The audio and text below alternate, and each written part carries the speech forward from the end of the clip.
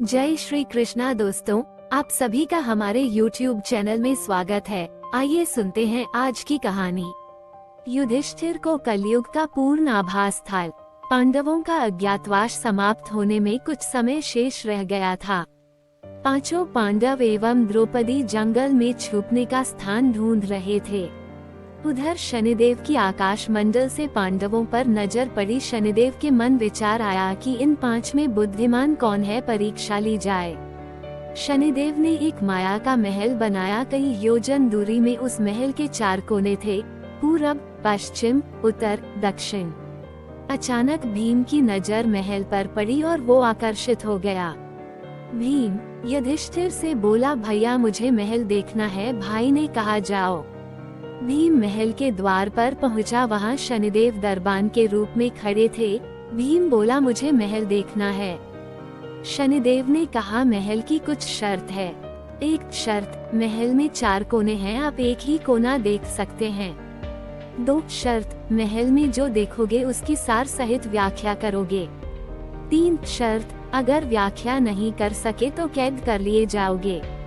भीम ने कहा, मैं स्वीकार करता हूँ, ऐसा ही होगा। और वह महल के पूर्व छोर की ओर गया।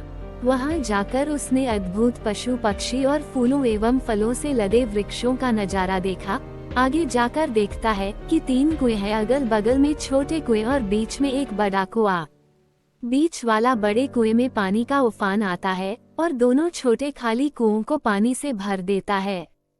फिर कुछ देर बाद दोनों छोटे कुओं में उफान आता है तो खाली पड़े बड़े कुएं का पानी आधा रह जाता है। इस क्रिया को भीम कई बार देखता है पर समझ नहीं पाता। बैकवोट और लौटकर दरबान के पास आता है। दरबान, क्या देखा आपने? भीम, महाशय मैंने पेड़, बैकवोट, पौधे, पशु पक्षी देखा। वो मैंने पहले कभी नहीं देखा था, जो अजीब थे। एक बात समझ में नहीं आई, छोटे कुएं पानी से भर जाते हैं, बड़ा क्यों नहीं भर पाता, ये समझ में नहीं आया।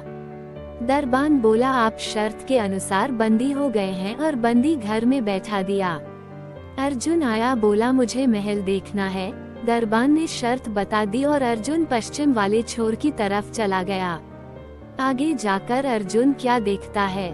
एक खेत में दो फसल उग रही थी, एक तरफ बाजरे की फसल, दूसरी तरफ मक्का की फसल। बाजरे के पौधे से मक्का निकल रही तथा मक्का के पौधे से बाजरी निकल रही।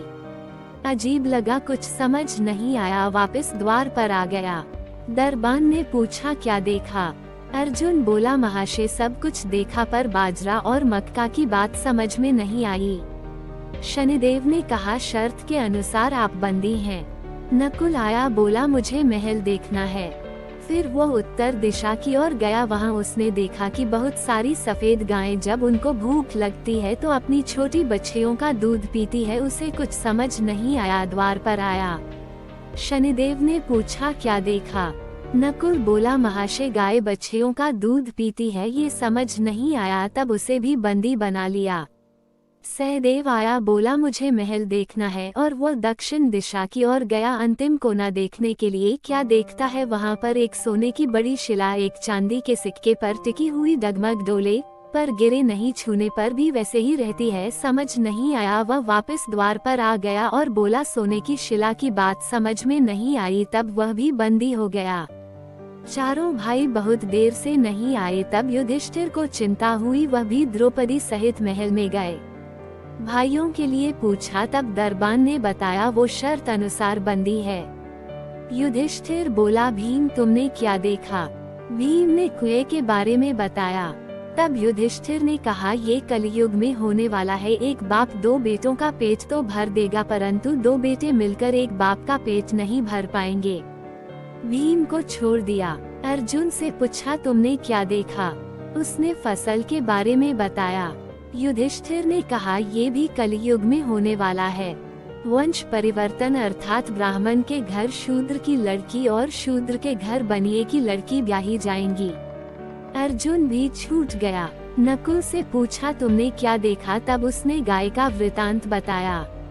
तब युधिष्ठिर ने कहा, कलयुग में माताएं अपनी बेटियों के घर में पलेंगी, बेटी का दाना खाएंगी और बेटे सेवा नहीं करेंगे। तब नकुल भी छूट गया। सहदेव से पूछा तुमने क्या देखा? उसने सोने की शिला का वृतांत बताया। तब युधिष्ठिर बोले कलयुग में पाप धर्म को दबाता रहेगा परंतु धर्म फिर भी जिंदा रहेगा, खत्म नहीं होगा। तो दोस्तों, आप सभी को हमारी है कहानी कैसी लगी? अच्छी लगी हो तो प्लीज हमारे चैनल को सपोर्ट करें और लाइक करें, शेयर करें, कमेंट करें और अगर चैनल पर नए आए हैं तो सब्सक्राइब करें। राधे राधे। जय श्री कृष्णा। श्री हरिदास।